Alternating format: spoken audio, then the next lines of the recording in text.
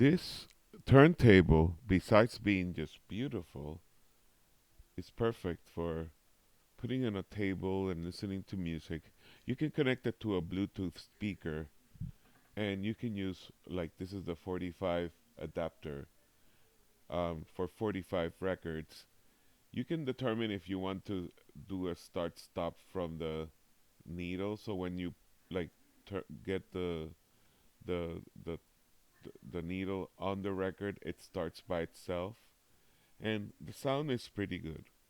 Um, but what I like the most is how beautiful it is.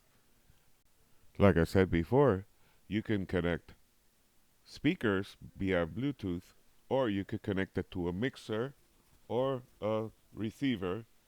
You can select whether you want it to be line out or phono, and of course it has the knob to ground it. With this a ground button, you can connect it to a grounded plug, and that way you won't have the problems of the hum that sometimes comes from working with these record players.